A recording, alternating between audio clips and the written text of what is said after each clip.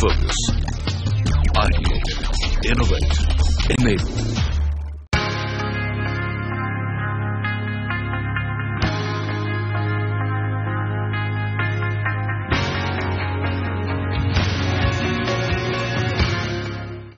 The plumbing job has been done, the way I look at it. The pipeline has been laid. What I mean is, nearly 18 crore bank account has been opened since the scheme was announced last August.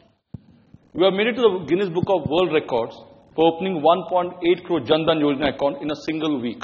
Now, we need to keep this account active. I'm told nearly 42% are dormant. So how do we keep this account active? Or in other words, make it viable? When the scheme was announced some 3 years ago, everybody thought it was a compulsion, as a cost, as a CSR activity, but not as a business opportunity. Has the perception changed among bankers? Certainly, the perception is changing. Like in my bank, the zero balance account used to be around 60 to 62%, 63%, but now it has come down to 33%. Okay. And the balance in those accounts is around 1,200 crores. It's a good amount. So that way we can see that there is a economic proposition in maintaining these accounts. Okay. And certainly if the other activities are also linked to it, like we give some livelihood credit activities also. So we'll come to that. But you're saying the perception has changed among the bankers? Yeah, certainly. It is changing. It is okay, changing. let me get Mr. Ravi. What is your view? From Canara Bank perspective, we never thought that this is going to be a compulsion for the bank. As a matter of fact, we worked truly on the lines of public policy and banking right from beginning. And this has been the legacy of Canara Bank as well. When we talk in terms of financial inclusion plan, right from first phase of financial inclusion, which the Bank of India has reduced in the year 2010 to 2013, we have achieved almost all targets set for the bank for financial inclusion plan. In terms of zero balance accounts, having opened more than 60 lakh accounts last year during implementation of Pradhan Mantri Jan Dhan Yojana, Canara Bank would be one amongst those banks where zero balance account, the percentage is just 29%, or even it is going to be less than 29%. And we thought that we are going to make these many accounts as operational accounts, and for sure that we are going to contribute in the overall economy of the country, and nobody can think of a better economy when they are going to overlook or they are not going to include rural economy in the whole economic growth pace. It's no more a vanilla account. As I see it, the government is also doing a lot on this front.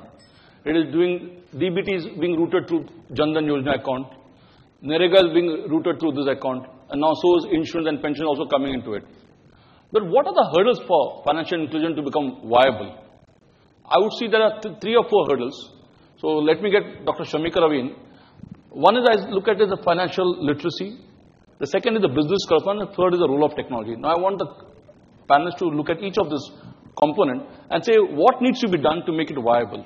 You know, whether poor are bankable, that has been established in research at least 15, 20 years back.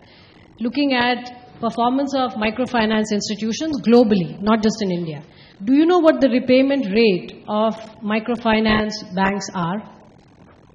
They're anywhere between 97 and 99%. Of course, they have a high cost way of doing it, which makes it very difficult and non-viable for a commercial bank to take it up, because that last mile linkage becomes very difficult. This is where I think public policy has to intervene, because it's not sustainable unless somebody bears that cost. And I think this is where, with this government and Prime Minister Modi in particular, putting political weight behind what we believe is a necessary network, a banking network. We need to have bank accounts. And it's that political weight which basically led to banks going out and opening unprecedented number of bank accounts. Now, what do we do with these accounts? Well, first of all, it is being done with the motive of mainstreaming or actually, consolidating most of our subsidy schemes, because we have very large amount of leakage. That's actually the driving force behind it. But of course, we need to put it on the platform of Aadhaar as well. We need to link it with other, technological networks. But whether people understand what it is meant for, how to use it, it's like setting up a tap, but there's no water. So now, to get water out of the tap means now we have to design instruments. We need good instruments. The government has come up with a no balance account. Now we are putting in insurance products. We need to be thinking much more seriously about good savings instruments. Because everybody saves. Not everybody needs a loan. Remember, most of us in this room might not even have loans, but all of us have savings. Which means, and this is all established in the research, by the way, and this is global research. This is not just based in India. But Indian poor are no different from poor everywhere else.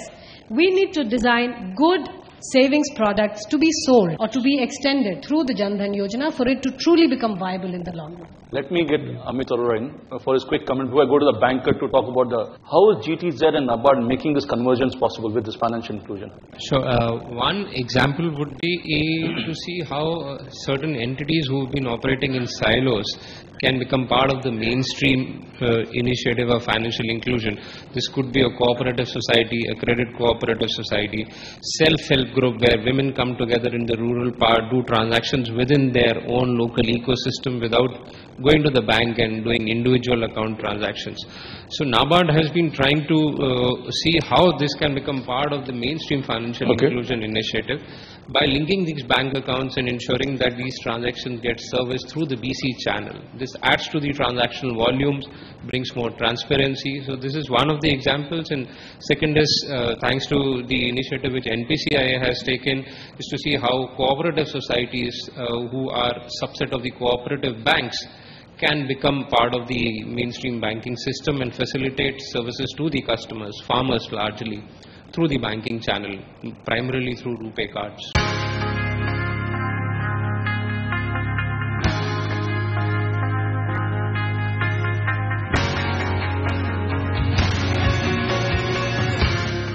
The two bankers, how are you spreading the financial literacy? Because the savings rate has come down from 35, 36, has come down to 30%.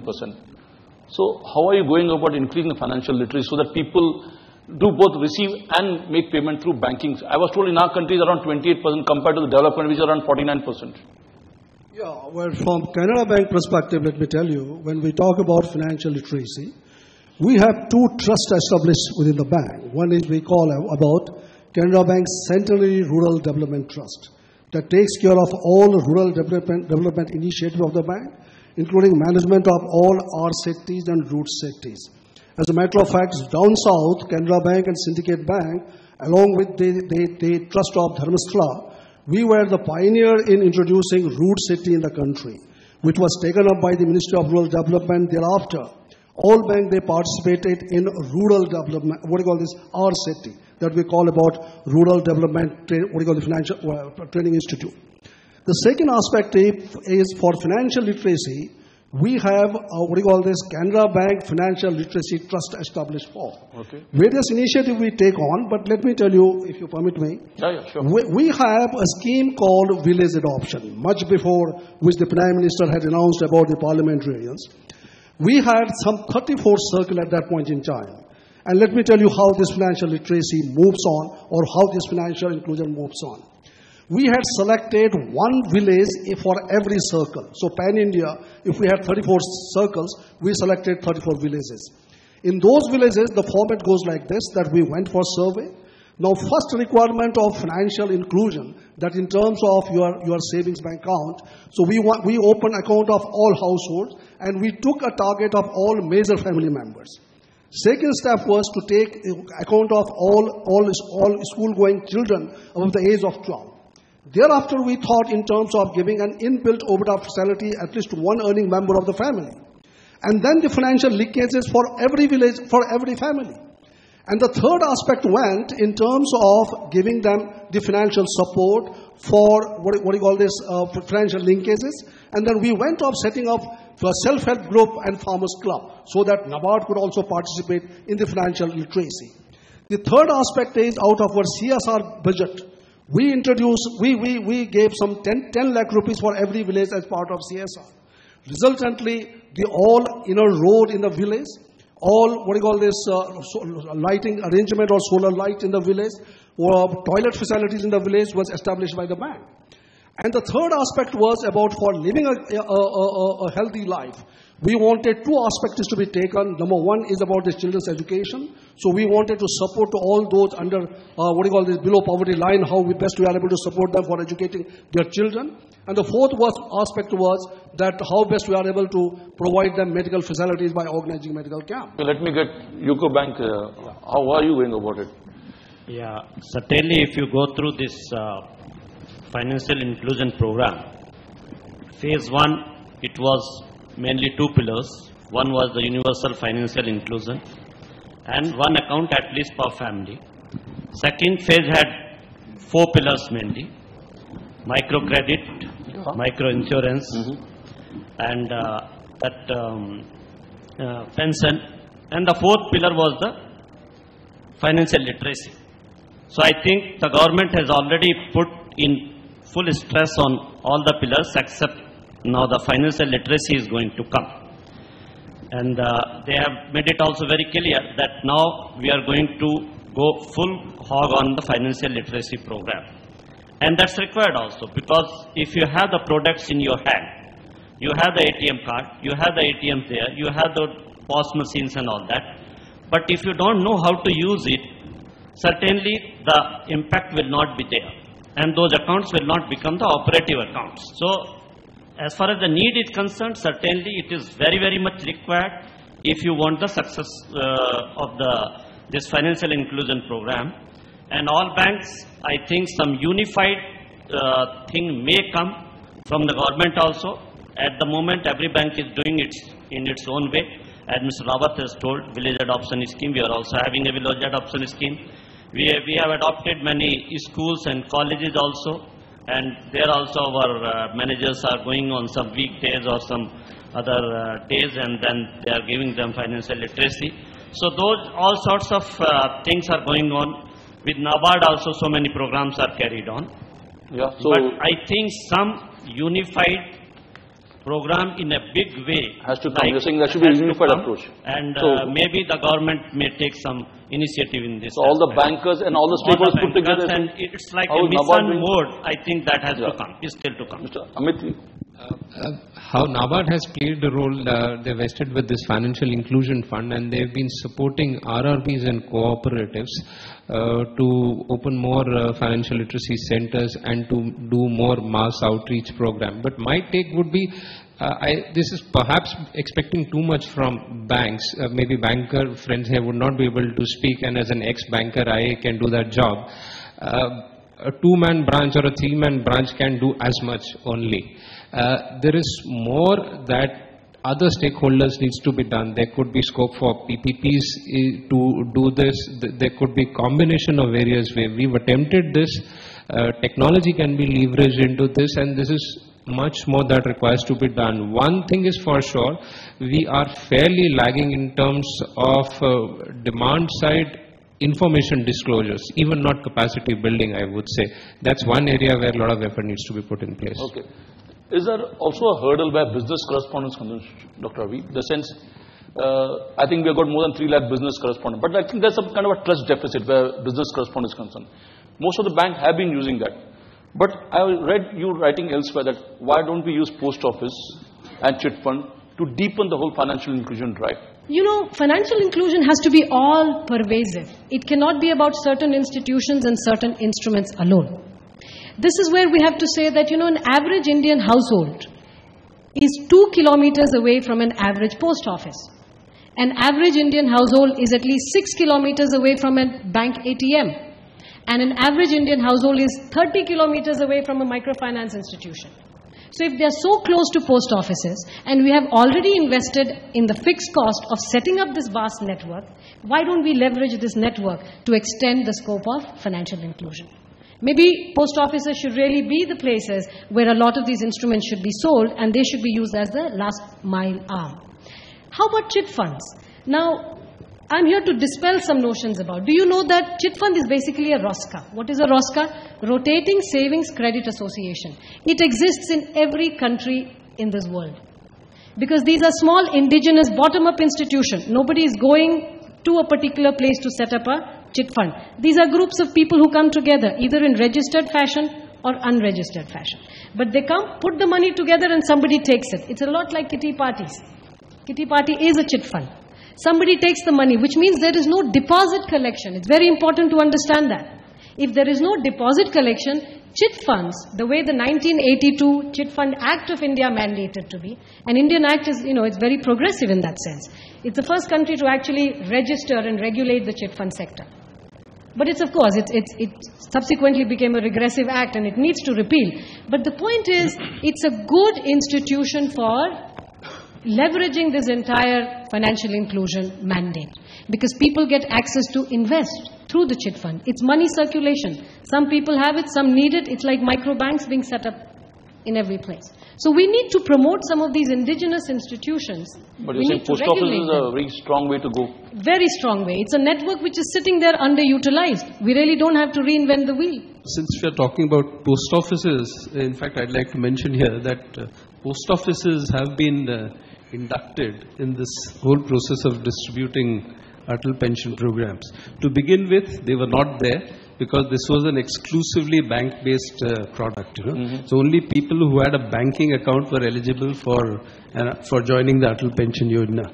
But we realized that considering the very the stiff targets which the government had given and the long road ahead, we thought we should get some more players into the game. And that's how we have included now post offices. So post offices with their huge reach and network across the country would be ideally placed to distribute Atal Pension Yojana, and they are likely to get going sometime during this month. And we are quite hopeful that with their inclusion in the distribution, we'll see much more healthier numbers going forward.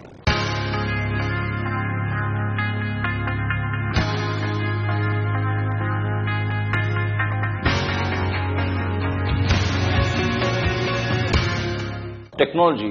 Now we saw M-Pesa, it was a big game changer in Africa, in Kenya particularly.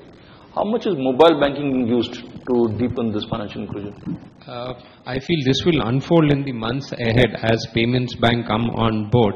We did some small experiments in pilot, and I'll speak more from the demand side. We worked with a couple of MFIs to see whether mobile can be used to channelize repayments and disbursements. To our surprise, the problem is not at the user end. This illiterate lady is not the problem. Problem is how much an effort we put in hand-holding in the initial few weeks or month and walk the path along with this user. Gradually they come on board. If there is a strong need and use case, the costs go down, but the supply side has to put in sustained efforts on this. Obviously with so many payment bank license aspirants, there is probably business waiting to happen, and the country of our size, mobile banking is definitely way forward. IMPS will probably be the best way to drive this. Okay, let me ask the panelists the final question. If the finance ministry came to you all for advice, how to move the financial inclusion to the next level, what are 2 or 3 tips you would give them to raise it to the next level? I'll start with you, Shamika. I would say we need to think much more seriously about savings instruments and be much more creative. The second is to involve indigenous institutions such as chit funds. Chit funds, the way the Chit Fund Act of India is meant to be, and not the spurious ones. To financially educate people. And by education, I mean, even crowds like these, including, us, who are otherwise supposed to be more educated, but we don't make distinction between different institutions. We are very easy in brushing aside and saying chit funds are bad, money lenders are bad. They exist for a reason. There is enough research to support that they should be also part of this mandate. It cannot be the entire responsibility of the formal financial sector alone. But again, there can be marginal gains made out of these, which are important. But I think RBI, we haven't given enough credit to RBI in this panel. RBI knew, the new banks, the differentiated banks, the payment banks, the small banks, these are also going to go a very long way, just the way the PMJDY has gone. Because you'll see much more experimentation happen. Okay, Mr. Rawat, what is the suggestion?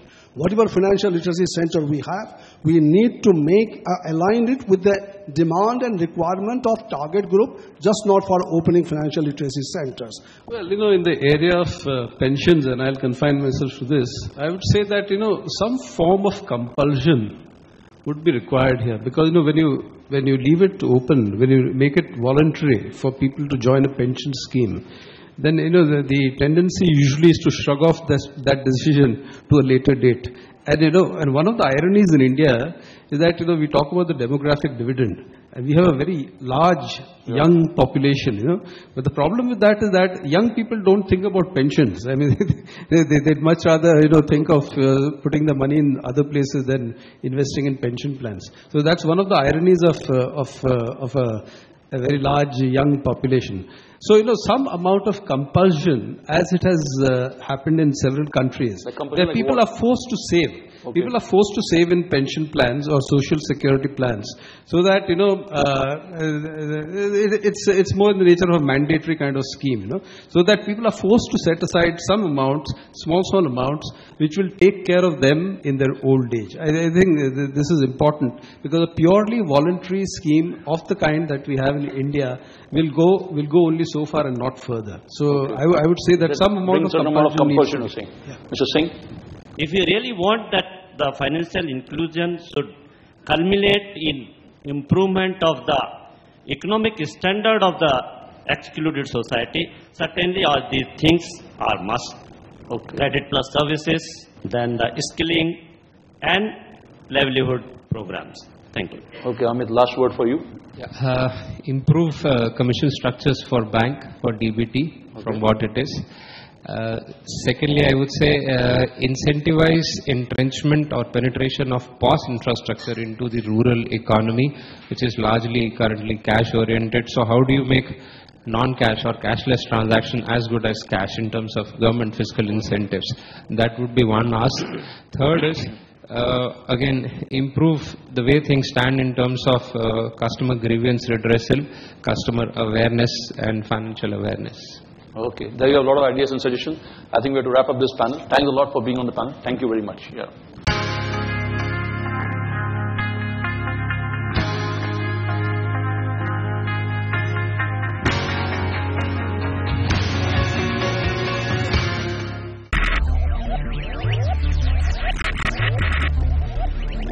Focus. Ideate. Innovate.